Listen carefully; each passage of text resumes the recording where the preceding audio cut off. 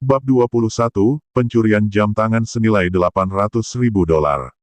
Setelah Victoria selesai merokok, dia bangkit dan mengucapkan selamat tinggal pada keluarga Camdens.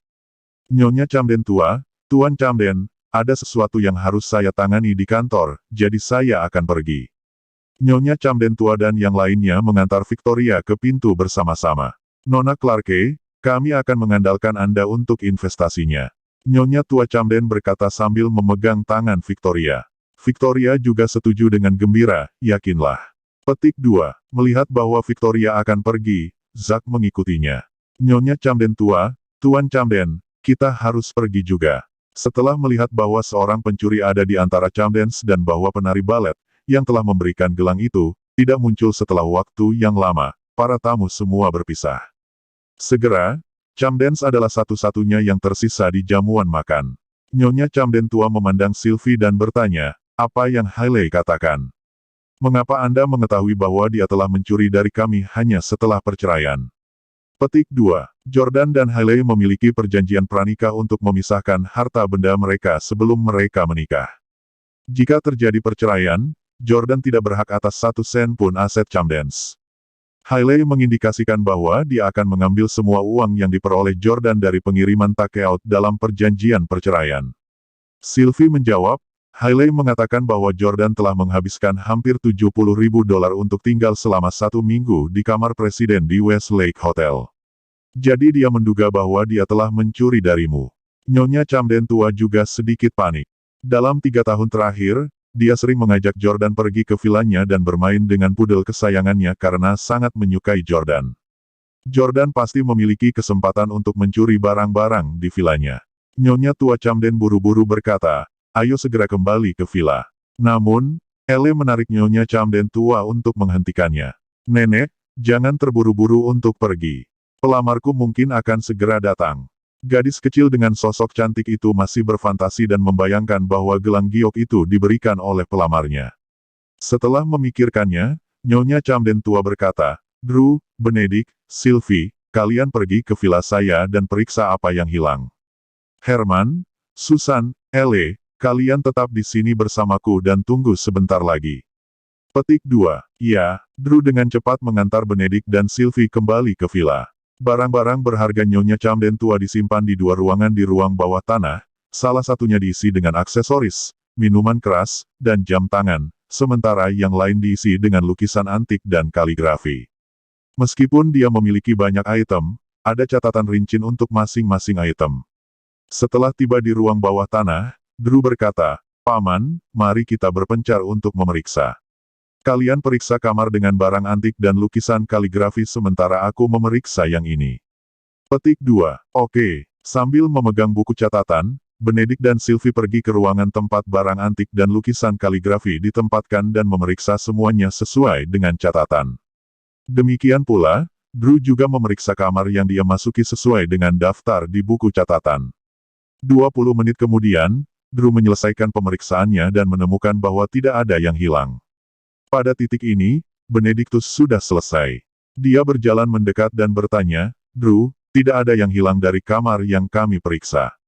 Bagaimana dengan kamu? Petik 2. Drew membekuk kaget sesaat karena tidak ada yang hilang dari ruangan tempat barang antik dan lukisan kaligrafi itu diletakkan. Itu membuktikan bahwa tidak ada barang berharga yang hilang dari villa Nyonya tua Camden. Dengan kata lain, Jordan tidak mencuri apapun dari Camdens. Memikirkan bagaimana dia dipukuli oleh Jordan 2 kali berturut-turut, Drew merasa marah dan tidak mau membuktikan bahwa Jordan tidak bersalah begitu saja. Selain itu, dia juga kekurangan uang baru-baru ini, jadi dia bisa mengambil kesempatan untuk menghasilkan uang tambahan. Drew berkata, oh, saya belum selesai memeriksa. Sebaiknya kalian periksa lagi, jangan sampai Anda melewatkan sesuatu.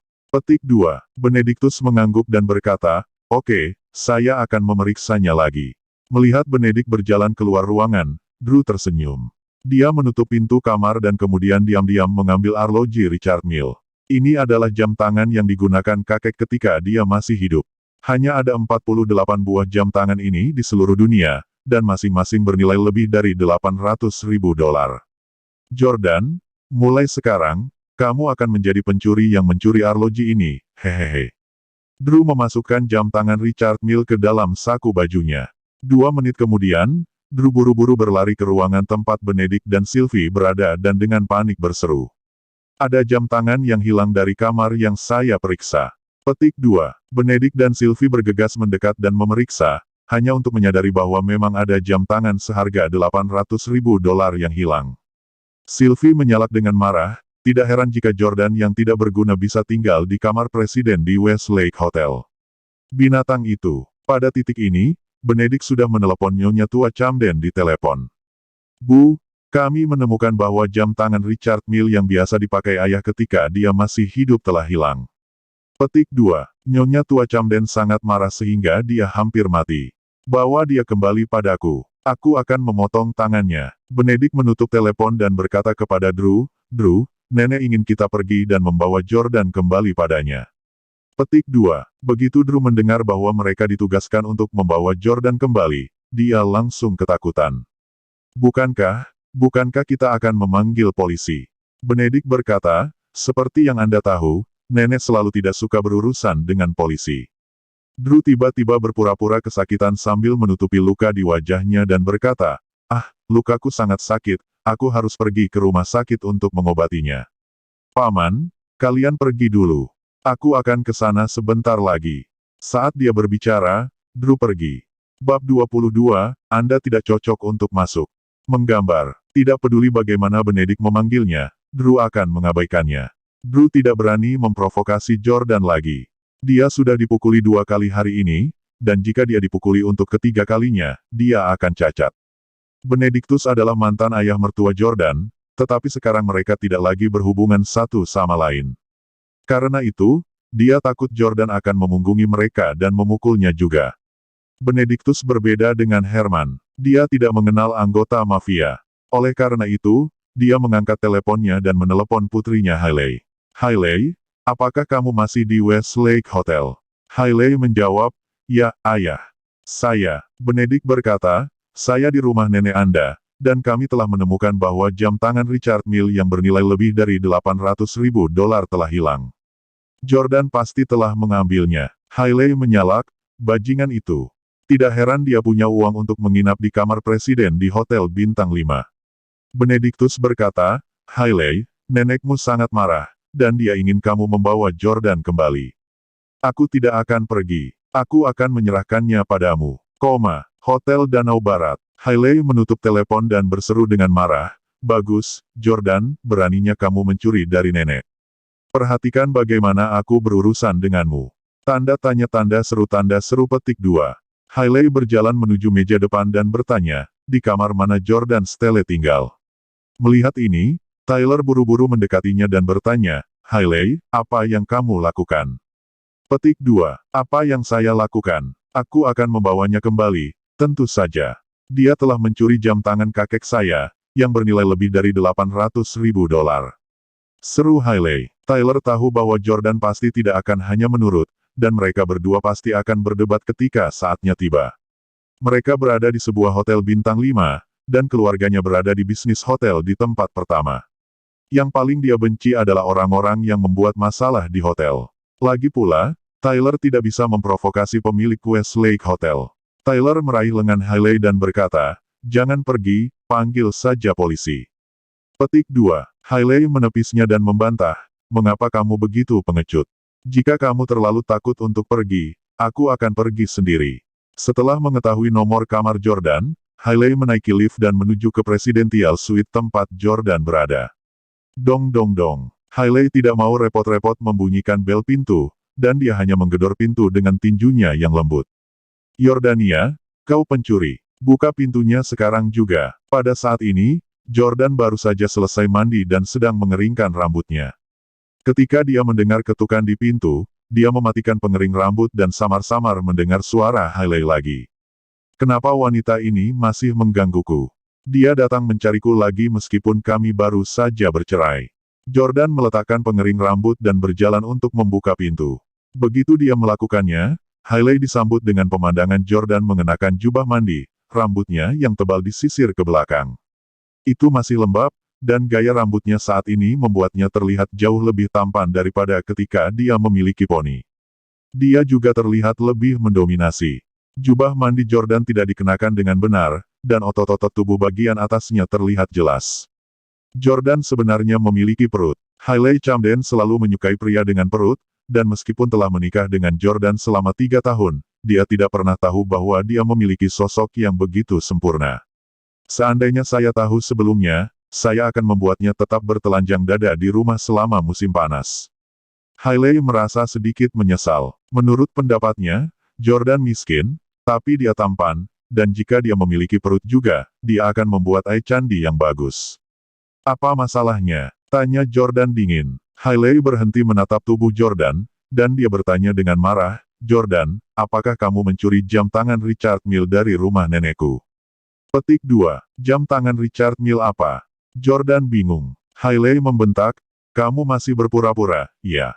Ada jam tangan yang bernilai lebih dari $800.000, hilang dari rumah nenek. Anda pasti telah mengambilnya. Kalau tidak, bagaimana Anda bisa punya uang untuk menginap di Presidential Suite Hotel Bintang 5? Bahkan aku belum pernah menginap di kamar presidensial sebelumnya. Petik 2. Jordan hanya bisa tertawa terbahak-bahak, geli dengan kekonyolan keluarga Camden. Mereka tidak akan pernah menawarkan keuntungan apapun dan hanya mendatanginya kapanpun saatnya untuk mengambil rep. Jordan berkata, Nona Camden, saya tidak pernah mengambil satu barang pun dari keluarga Anda, saya juga tidak mencuri jam tangan. Silakan pergi. Mendengar Jordan memanggilnya Nona Camden, hati Hailey dipenuhi dengan kesedihan. Selama 3 tahun terakhir, dia memanggilnya, Hailey, dengan penuh kasih sayang. Dia kadang-kadang bahkan memanggilnya dengan istilah sayang seperti, bayi, istri tersayang, atau Dewi. Petik 2. Namun, Jordan sekarang memanggilnya Nona Camden. Merasa dirugikan, Hailey Camden menuduh dengan terisak, Jordan, kamu sangat tidak berperasaan. Mengapa Anda terburu-buru untuk mengusir saya? Apa ada wanita di kamarmu? Tentu saja, tidak ada wanita di kamar Jordan. Dia bukan pria yang mudah. Namun, Jordan berkata, itu bukan urusanmu terlepas dari apakah ada seorang wanita atau tidak. Kami sudah bercerai. Hailey Camden sangat jengkel sehingga dia menunjuk ke Jordan dan membentak, kami baru saja bercerai kurang dari 1 jam, dan kamu sudah terhubung dengan wanita lain. Anda juga menggunakan uang Camdens. Anda benar-benar mengecewakan saya. Petik 2. Jordan tergelak. Hah? Jadi kau boleh selingkuh dariku saat kita masih menikah, tapi tidak apa-apa bagiku untuk bersama wanita lain setelah kita bercerai. Siapa yang tidak setia? Hailey terdiam. Dia berhenti berbicara dan langsung menerobos masuk, berniat untuk menemukan wanita itu dan menamparnya dengan keras. Namun, Jordan sama sekali tidak membiarkan Hailey masuk ke kamar. Jordan berkata, Nona Camden, Anda tidak layak menginjakkan kaki di dalam kamar presiden di sebuah hotel bintang 5. Jika Anda menolak untuk pergi,